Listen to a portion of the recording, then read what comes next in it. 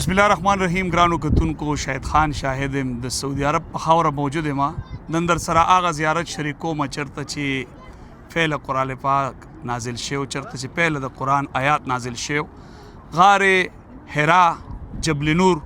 دلته راختلي وو د دې دا لاره به تاسو ته ښکاري چې دا ډېره سخته ده خو خلک د زیارت دپاره دلته راتګ کوي بیا که دلته تاسو وګورئ نو په دې ګټو باندې خلک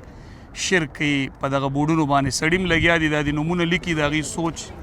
شرک دی دلته به راځي د زیارت په مقصد که دلته وګورئ تاسو ته زنانه ښکاري دا نومونه لیکي د دې مقصدونه خو دلته داسې څه نشته چې ته راشئ عبادات وکړو یا دلته نفلونه وکړه دا هغه زیارت دی چې دلته پیغمبر علیه السلام به راتللو پهله وخت دلته نازل شوی باقي به راسره سید فیصل به د دې ځای په حواله تفصیلي خبرې کوي. السلام علیکم. جی شهید خان دا چې کوم دی جبل نور دی چې په عربۍ کې جبل وایي غر ته او نور وایي رڼا ته او دې غر ته چې کوم دی نو دا غر حرا وایي او د قرآن پاک اولنی چې کوم آیات ته اقرا ولوله نو دا په حضرت محمد صلی الله علیه وسلم باندې دلته دا وحی نازله شوه حضرت پیل آیات دلته نازل شوی پنځه بلکې د سورة الفلق چې قل اعوذ برب الفلق چې کوم سورت دی دا دلته نازل شوی د هغې نه مخکې به پیغمبر علیه السلام دې غار ته راته د عبادت لپاره چې په کوم وخت کې ابراهیمي عبادت و د هغې چاته علم نشته دی خو هغې نه پس لکه دا یو خاموشه ځای و په مکه کې نو دلته به هغه خپل عبادت ته راتلو نو اولنی وحی چې کوم ده نو په پیغمبر علیه السلام باندې دلته د قرآن پاک نازله شوه نو بیا د اسلام د دې نه آغاز پنځه سورتونه دلته نازل شوي پنځه سورتونه چې په کوم کې اوله اقرا بسم ربک راغلی و چې لکه ولوله نو پیغمبر اسلام ورته چې زه خو نشم لوستلی بیا د هغه نه پس راغی چې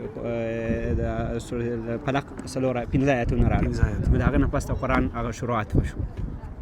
دا سوري ده بس. السلام علیکم قدرمندو دا هغه زیارت دی چېرته چې پیله د قرآن پنځه آیاتونه په محمد صلی الله علیه وسلم باندې نازل شوي دلته د جبرائیل علیه السلام په ذریعه باندې وحی راغلی وي دلته به هغه راتلو ذکر عبادات به کوو بیا ځای په ځای کې تاسو وګورئ دغه ګټو باندې خلک نومونه لیکي یا دا کمبوډ باندې تاسو ګورئ سړي او ښځې لګیا دي دغه نومونه لیکي د کیمره کې درته موږ رازوم هم کړلو خو دلته داسې څه نشته چې ته راشې زیات تر خلک د دې ځای نه ځان سره ګټې وړي نو دا شرک دی دلته چې راشي نو دا زیارت کوو چې دلته محمد صلی الله علیه وسلم به عبادات کوو دلته د قرآن پنځه آیات نازل شوي او